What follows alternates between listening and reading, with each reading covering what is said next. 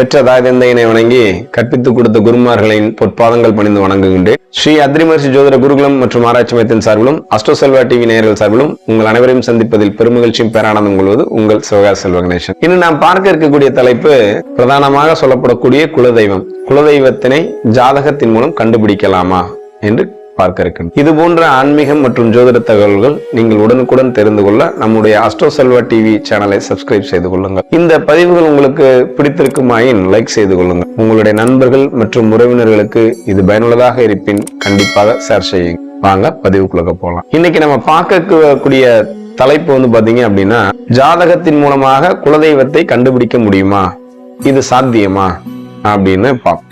நிறைய பேருக்கு குலதெய்வம் என்னன்னே தெரியறது இல்லைங்க. குலதெய்வம் அப்படின்னா முதல்ல என்னன்னு பார்ப்போம்.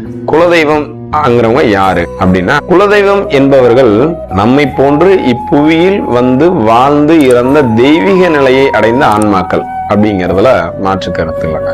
இத சாஸ்திரங்கள்ல அல்லது புராணங்கள்ல என்ன சொல்றாங்க அப்படின்னா, பிரம்மன், விஷ்ணு, சிவன் என்று சொல்லப்படக்கூடிய மும்மூர்த்திகள் அசுரர்களை அழிக்கிறதுக்காக சில அவதாரங்களை உருவாக்குறாங்க. அதே மாதிரி இவர்களுடைய துணைவியார்களாக இருக்கக்கூடிய சரஸ்வதி, மகாலட்சுமி, பார்வதி இவங்களும் சில அசுரர்களை அழிப்பதற்காக சில அவதாரங்களை உருவாக்குறாங்க. அதே போல முருகப்பெருமானும் அசுரனை அழிப்பதற்காக சில அவதாரங்களை எடுக்கின்றனர். இவர்கள் அனைவரும் அந்த பணியினை, அந்த அசுரனை வதம் செய்வதற்கு, மக்களை காப்பதற்கு, அந்த போர்க்காலங்களிலோ மற்ற காலங்களிலோ மற்ற தேவைகளுக்காக அவர்கள் இட்ட பணியினை செய்வதற்காக தோன்றிய பூதகணங்கள், எச்சினிகள், பிரம்மராட்சசர்கள், தேவதைகள் அல்லது ஏவலாளிகள், காவலாளிகள், சேனையாட்கள் என்றும் சொல்லலாம். இவர்களே குலதெய்வங்களாக இன்றும் திகழ்கின்றார்.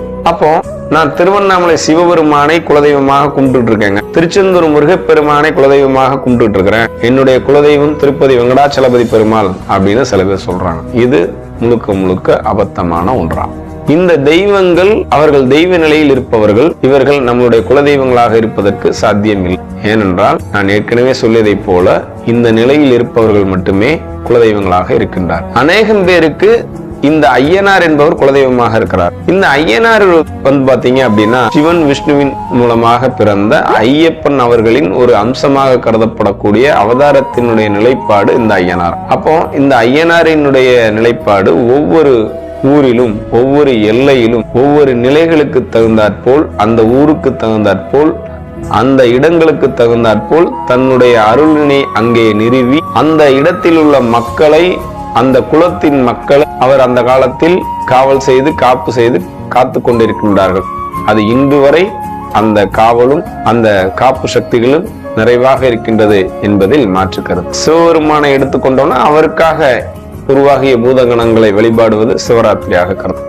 அதே மாதிரி அம்பாளுக்காக உருவாக்கப்பட்டவர்கள் சப்தகன்னிமார்கள் அப்படின்னு சொல்லுவோம். அவங்களுக்கான வழிபாடும் அதில் நடக்குது. அதே மாதிரி முருகப்பெருமானுக்காக உருவாக்கப்பட்டவர்களுடைய தெய்வங்கள் அப்படின்னு பாத்தீங்க அப்படின்னா, அது பங்குனி உத்திரத்திலையும் பொதுவாக பிரம்மன், விஷ்ணு, சிவன் இந்த மூன்றுவராலும் அல்லது சரஸ்வதி, மகாலட்சுமி, பார்வதி என்று சொல்லக்கூடிய இந்த முப்பெரும் தேவிகளால் உருவாக்கப்பட்டவர்களாலும் அல்லது முருகப்பெருமானால் உருவாக்கப்பட்டவர்களாகவும் இருக்கக்கூடிய இந்த தெய்வங்களினுடைய வழிபாடு மாசி மாதத்தில் வரக்கூடிய சிவராத்திரி அல்லது மாசியில் வரக்கூடிய வெள்ளிக்கிழமை அல்லது ஞாயிற்றுக்கிழமைகள், அதே போல் பங்குனி மாதத்தில் வரக்கூடிய வெள்ளிக்கிழமைகள், பங்குனி உத்திரம் போன்ற நன்னாட்களில் வழிபாடு செய்கின்றார். இந்த குலதெய்வத்தினை ஜாதகத்தின் மூலம் கண்டறிய முடியுமா அப்படின்னு பார்த்தோம் அப்படின்னா, இந்த குலதெய்வத்தினை ஜாதகத்தின் மூலமா பார்க்க முடியுமா, அது எப்படிங்க ஜோதிட ரீதியா சொல்லுங்க அப்படின்னா, ஒரு லக்னம் என்பது ஜாதகர், லக்னத்துக்கு 9ஆம் இடம் என்பது தந்தை. இந்த தந்தையினுடைய பாவத்தை லக்னமாக கொண்டு அவருக்கு 9ஆம் பாவகம் என்பது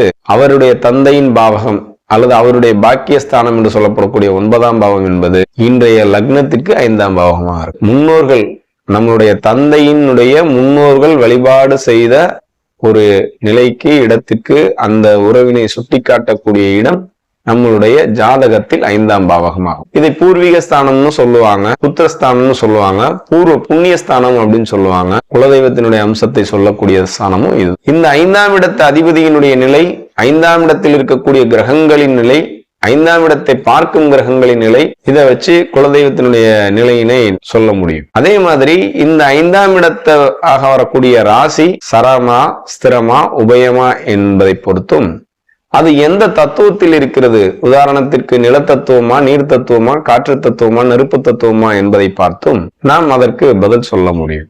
இது எந்த இடத்தில் உங்களுடைய குலதெய்வம் இருக்கலாம் என்று பார்த்தோம் என்றால், அது வயல் சார்ந்த இடமா, ஆடு மாடு மேய்த்த இடமா, பசுமையான பூங்கா போன்ற சூழல்கள் இருக்கக்கூடிய இடமா, நீர்நிலைகள் இருக்கக்கூடிய இடங்களா, அல்லது இடுகாடு புதைகாடுகள் இருக்கக்கூடிய இடமா, மக்கள் நடமாடக்கூடிய பகுதியில் இருக்கக்கூடிய இடமா, ஒரு அரசாங்க அலுவலகத்திற்கு அருகில் இருக்கக்கூடிய இடமா, அல்லது 6 மாதம் தண்ணீர் இருந்தும் இல்லாமலும் இருக்கக்கூடிய பகுதியாக இருக்குமா, அல்லது ஆறு, குளம், குட்டை, ஏரி இவற்றின் கரையோரமாக இருக்கக்கூடிய கரை இருப்பு பகுதிகளில் இருக்குமா என்பதையும் இதில் நாம் அறிந்து கொள்ள முடியும். சரி, இப்படி பார்த்து நம்மளுடைய குலதெய்வத்தை முழுமையா நம்ம தெரிஞ்சுக்கலாமா அப்படின்னா, இந்த குலதெய்வத்தினை ஆண் தெய்வமா அல்லது பெண் தெய்வமா, அந்த தெய்வம் தனியாக இருக்கக்கூடிய தெய்வமா அல்லது பல தெய்வங்களோடு சேர்ந்து இருக்கிறதா என்பதெல்லாம் பார்க்க முடியுமா அப்படின்னு பார்க்கலாம். சரி, இது முழுமையாக மிகச்சரியாக இருக்குமா அப்படின்னு பார்த்தா, என்னுடைய குருமார்களின் கூற்றின்படி ஒருவரினுடைய ஜன்ன ஜாதகத்தின் மூலம் குலதெய்வத்தினை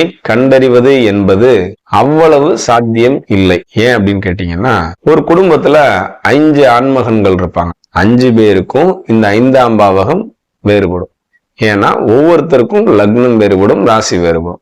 இந்த 5ஆம் இடம் என்பதும் வேறுபடும். 5ஆம் இடத்து அதிபதியினுடைய நிலையும், 5ஆம் இடத்தில் இருக்கும் கிரகங்களின் நிலையும், 5ஆம் இடத்தை பார்க்கும் கிரகங்களின் நிலையும் மாறுபடும். அவ்வாறு பார்த்தோமே ஆனால் அவர்களுடைய குலதெய்வம் ஒவ்வொருவருக்கும் வெவ்வேறானதாக இருக்கும். ஒருவருக்கு ஆண் தெய்வமாக இருக்கும், ஒருவருக்கு பெண் தெய்வமாக காண்பிக்கும், இன்னொருவருக்கு கூட்டு தெய்வமாக இருக்கும், ஒருவருக்கு தனி தெய்வமாக இருக்கும்.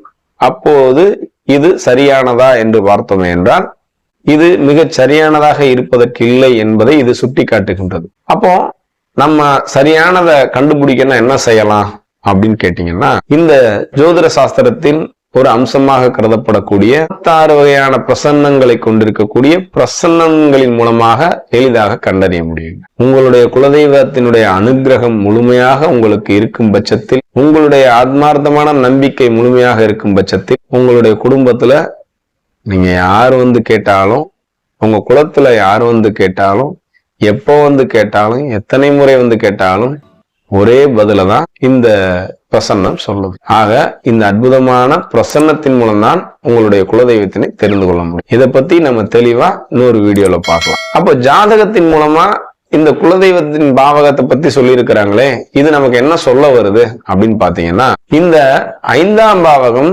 இந்த குலதெய்வத்தின் மூலமாக அல்லது இந்த பூர்வீகத்தின் மூலமாக நாம் எந்த மாதிரியான பலன்களை அனுபவிக்க இருக்கின்றோம், எப்பேற்பட்ட பலன்களை அனுபவிக்க இருக்கின்றோம், குலதெய்வத்தின் நமக்கு அனுகிரகம் இந்த ஜாதகருக்கு இருக்கிறதா இல்லையா, குலதெய்வத்தின் வரக்கூடிய ஒரு அருளினை பெறக்கூடிய தகுதி இவருக்கு இருக்கிறதா இல்லையா, இவர் குலதெய்வத்தினை வழக்கமான வழிபாடுகள் மட்டும் செய்தால் போதுமா அல்லது அளவுக்கு அதிகமான வழிபாடினை செய்து கொள்ள வேண்டுமா என்பதையெல்லாம் நீங்கள் தெரிந்து கொள்வதற்கு ஒரு சான்றாக இருப்பதுதான் உங்களுடைய ஜனன ஜாதகம். ஆக குலதெய்வத்தினை நீங்கள் குலதெய்வத்தினுடைய அருள் எவ்வாறு அல்லது எவ்வளவு நமக்கு கிடைக்கும் என்பதை தெரிந்து கொள்ள உங்களுடைய ஜனன ஜாதகத்தையும், குலதெய்வத்தினை சரியான முறையில் நீங்கள் தெரிந்து கொள்ள பிரசன்னத்தையும் பயன்படுத்தி உங்களுடைய குலதெய்வ வழிபாடினை என்றென்றும் நீங்கள் மேற்கொண்டு நீங்களும் உங்கள் அன்பு குடும்பமும் பெருமகிழ்ச்சியோடும் பேரானந்தமோடும் வாழ வேண்டும் என்று எல்லாம் உள்ள இறைவனை பிரார்த்தனை செய்து கொள்கிறேன். நன்றி, வணக்கம்.